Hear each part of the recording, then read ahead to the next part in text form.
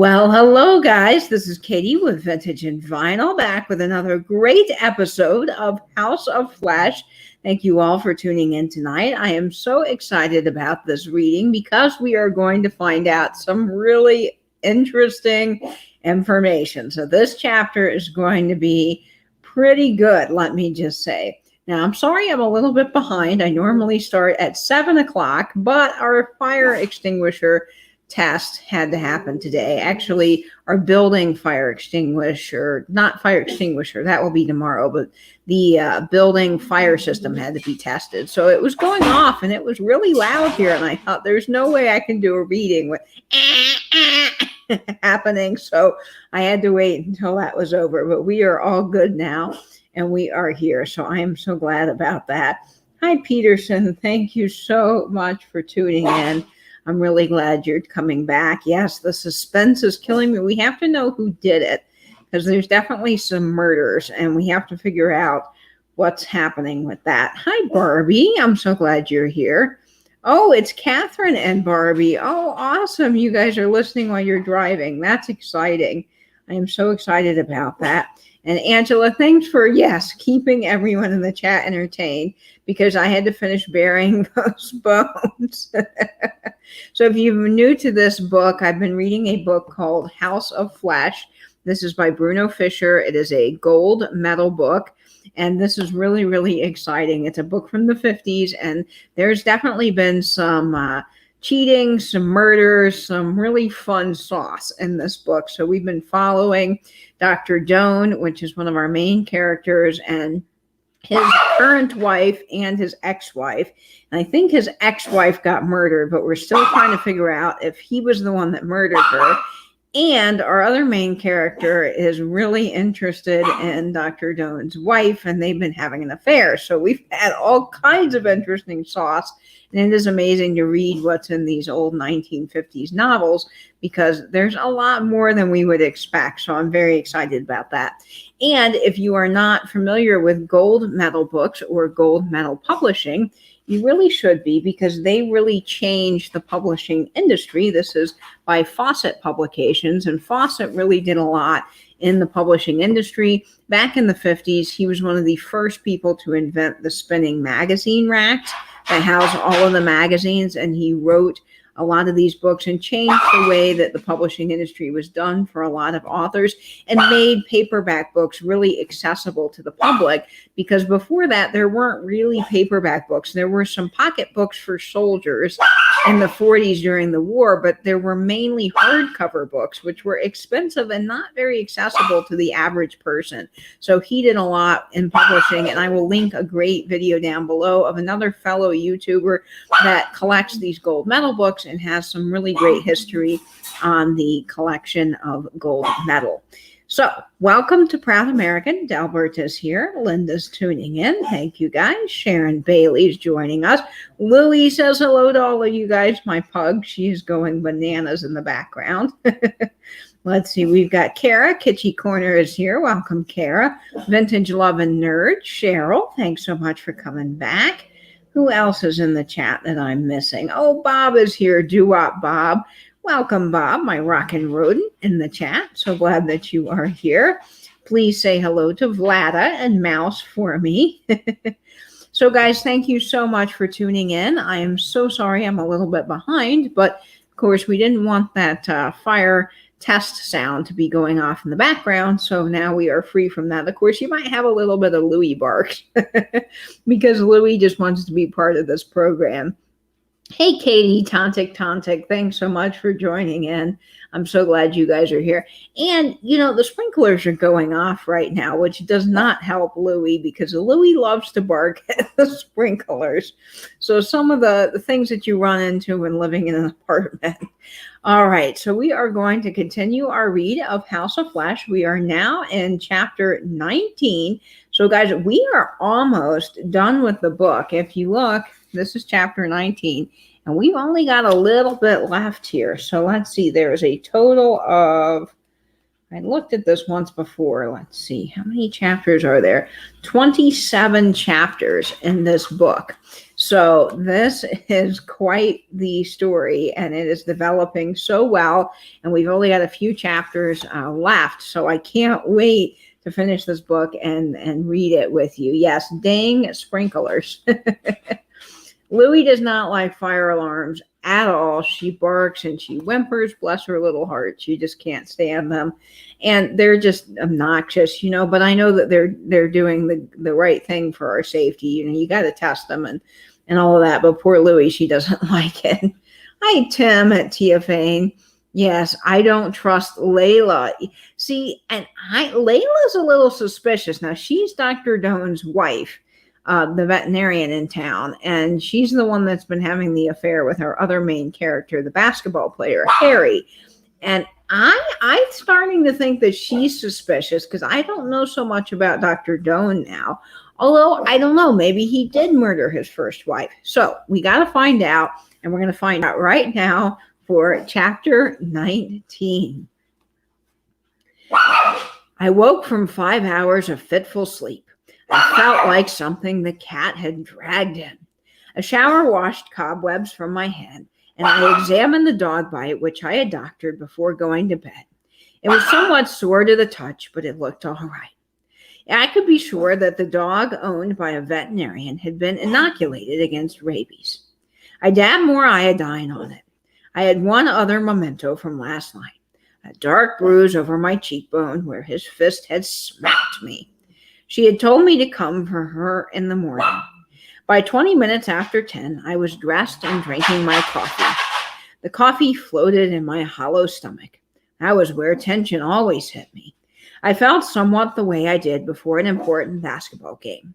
I would drive openly to the house, and then what? Leave it to Layla? She had known what she was doing last night after he'd caught her here. She'd know what to do this morning. By now, she had perhaps induced him to agree to let her go off with me without a fuss and without contesting a divorce. All the same, I wish I had a gun that would fit into my pocket. I took a steak knife out of the kitchen cabinet drawer. I balanced it on my palm and then put it back. I lit a cigarette and drew smoke deep down into my lungs and went out to my car. The sky was low and dull and oppressive, and the air was very sticky. The weather fitted the way I felt. I drove at a normal speed. Again, like last night, the dogs raised no clamor at my approach. In a few seconds, I saw why.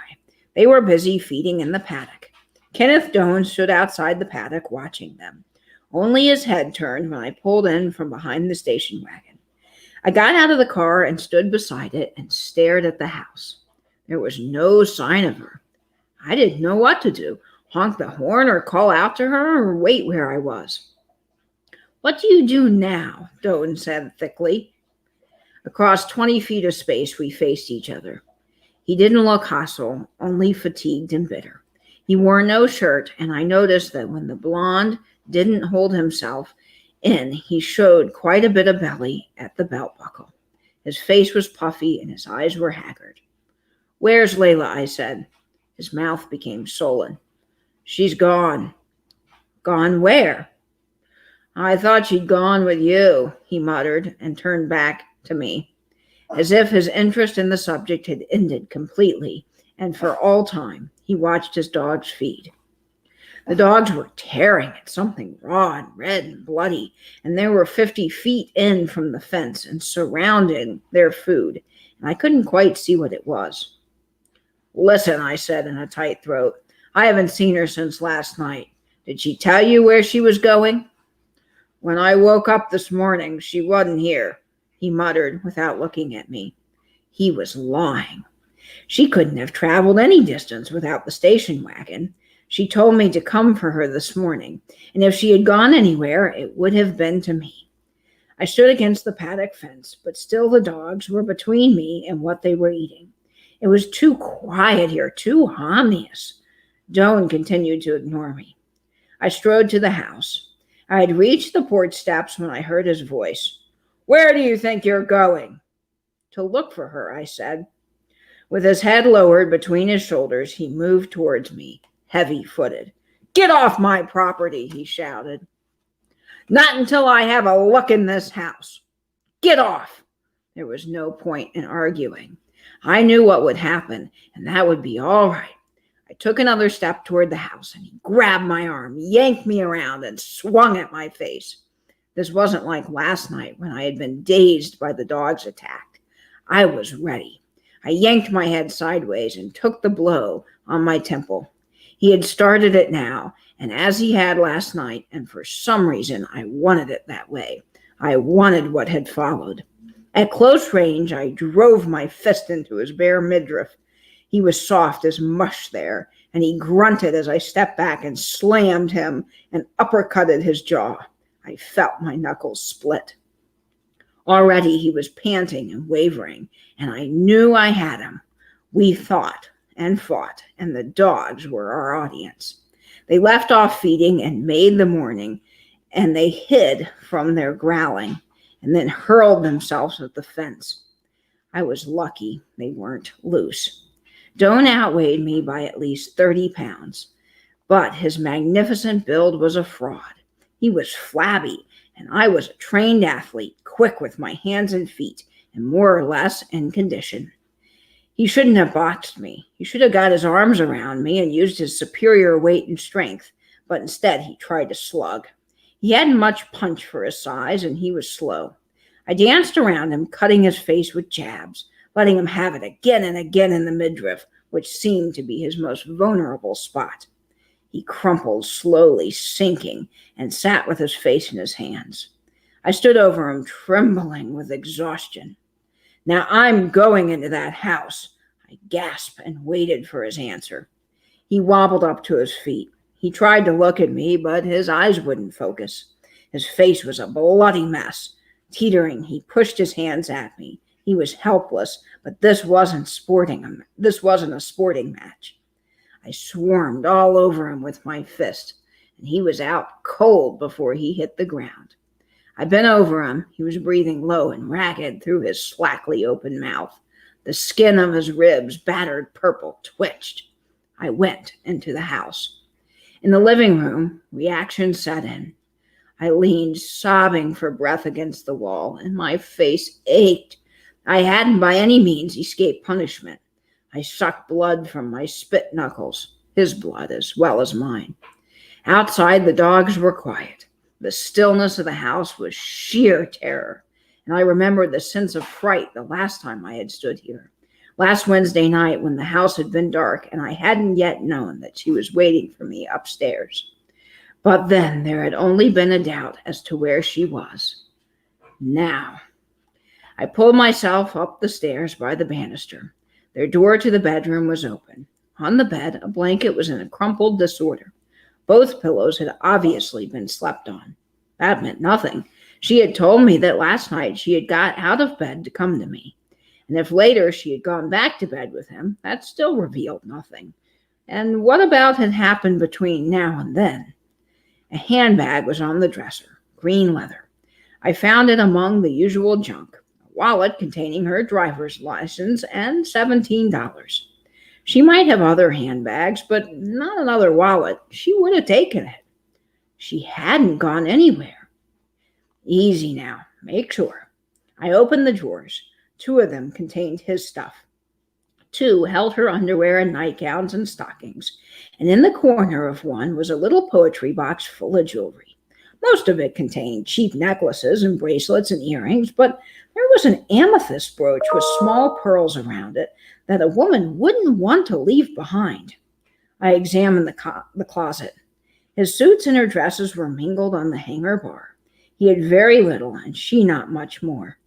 I reorganized the green knitted dress, and then the gingham dress, and the evening gown.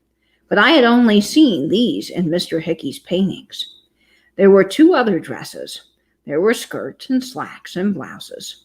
I had no way of knowing if all her clothes were here, but if she had left of her own will not to return, wouldn't she have taken at least some of the clothes in this closet and in the dresser? A pair of Doan's baggy pajamas was on a chair on top of his linen suit, but there was no nightdress of hers in sight, though earlier last night she had been in bed. Where, by the way, was her calico wrapper? Was she wearing it still and nothing else, Or not even the wrapper, maybe buried naked by the way he had evidently buried his first wife? Oh, stop staring yourself. Nope, I was facing him. Last night I had left her here to die. My knees wobbled so I could hardly stand, and the fight with Doan hadn't weakened me that much. I shuffled out to the hall and braced myself against the wall for a moment, and then opened the door. This was the room where we had spent the night together. The bed was made, covered by a faded spread. She hadn't come in here to spend the rest of the night away from him. I stood at the window. The branches of the tree were in the way. I could hear the dogs snarling, but I couldn't see them. Below the window, Doan remained unconscious. My throat burned with dryness. I stopped off in the bathroom for a drink of water, and my face in the mirror was just a slight prettier than Doan's, except that there was no blood. A mouse was developing under my right eye. I let water run and washed the blood off my knuckles and dried my hands on the towel. Downstairs in the living room, I found the black veil. I hadn't noticed it the first time I had passed through. It lay fragile and transparent beside the leg of the couch. She must have tossed it there last night when she had rushed to get the wrapper and the shotgun. I moved on into the kitchen, and there was the calico wrapper. It hung over the back of the wooden chair. I just stared at it. Why would she have taken it off in the kitchen and then gone naked from here? No, she brought her clothes down here and dressed. But in the kitchen? Oh, why all this speculating? I knew the answer, didn't I? She hadn't taken the wrapper off herself. He had taken it off afterwards and left it here. I looked through the screen door and saw that Doan was sitting up. Slowly, he shook his head from side to side as if testing his neck muscles. Likely his next move would be to go for one of his two guns, the shotgun or the rifle she had mentioned. I hadn't come across either. I hadn't looked in all the closets or the attic or the cellar. I had found enough. From here on in, it was in the hands of the police. He was starting to rise. If the door to the paddock gate opened and let the dogs out, I'd be in a pretty bad way. I hurried out through the kitchen door. He was halfway up when he saw me, and he sank down again and stared beadily at me for the moment. Then his head dipped as if too great a weight for his shoulders.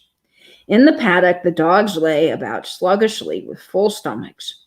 Maxine barked several times in her kennel and then subsided. Leaning against the paddock fence, I could now make out what the dogs had been feeding on. It wasn't anything like a human body, more like the hind quarter of a horse, probably another section of the carcass I had seen them make a meal of a couple of weeks ago. Now, get out of here, Doan said, in a voice so thick that it was like speaking through blood. I spun around. He could barely stand upright, but he was holding a murderous crowbar, and it was raised. Haven't you done enough? He sobbed. You made her leave me. I felt cold all over. It wasn't so much for fear of the crowbar. He was so weak that I could manage to keep away from him. But there was something pathetic about him as he wobbled there, tragic and not quite sane. Had the second murder completely unhinged his mind? Get out of here, he sobbed. Get out, get out. And there were tears in his eyes as he sniffled through his ruined nose. Cautiously, I skirted around him. His body turned with me, but he didn't come at me with the crowbar. Didn't even move his feet. I got into my car, and I should have phoned the police from here while I had been unconscious. But in 5 minutes, I could do it from my bungalow.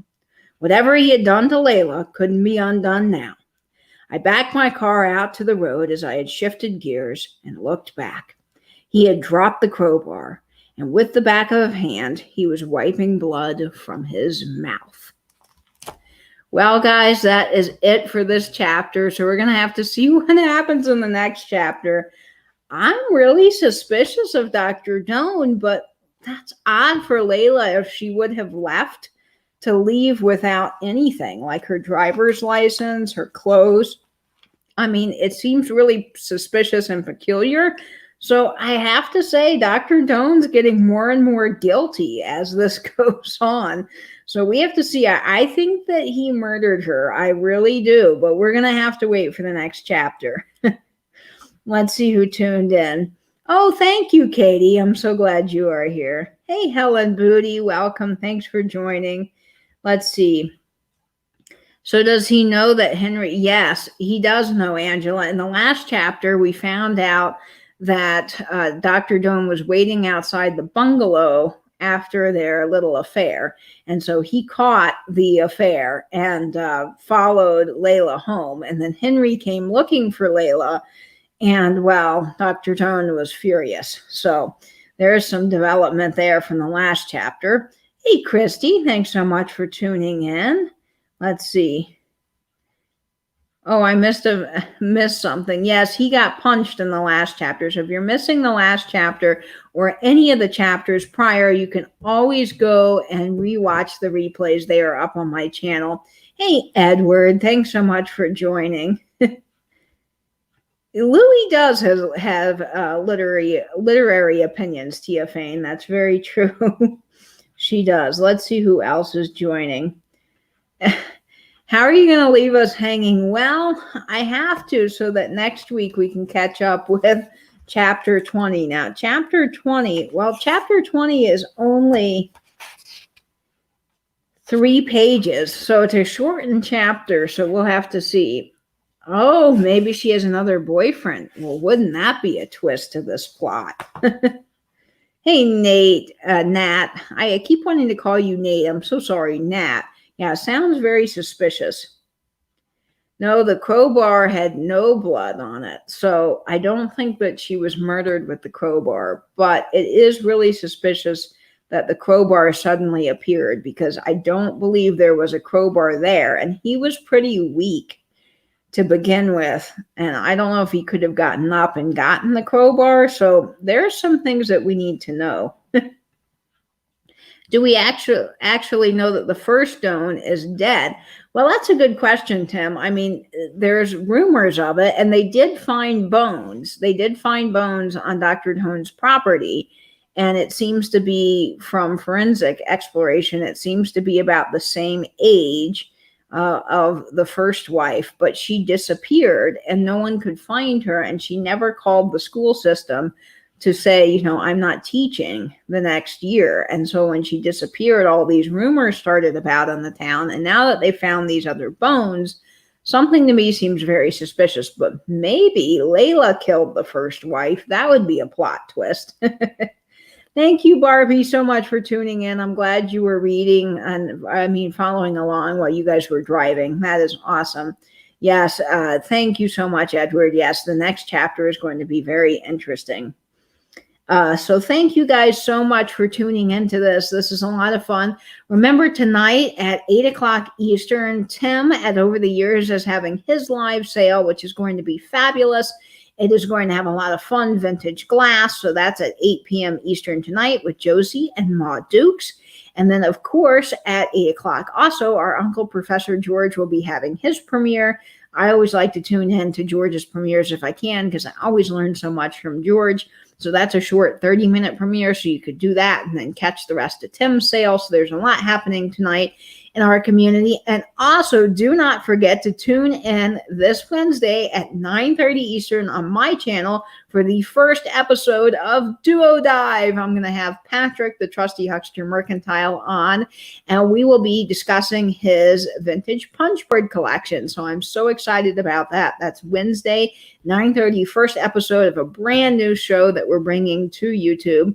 And on Sundays at 8 o'clock p.m. Eastern on my channel this week as well, I'm going to have the first episode of my Tales from the Triptych. We had the first episode on Patrick's channel last week, but this is the first time it will be on my channel. So I'm really looking forward to that. And of course, our very own Nate from New Zealand will be joining in on that show. So it will be a lot of fun. And we'll be discussing Petroliana. So you want to come back for those great shows. And of course, for next week, for the next chapter of House of Flesh. So thank you guys so much for tuning in. And I hope, as always, you guys will stay in, stay safe, and binge YouTube. Bye-bye now.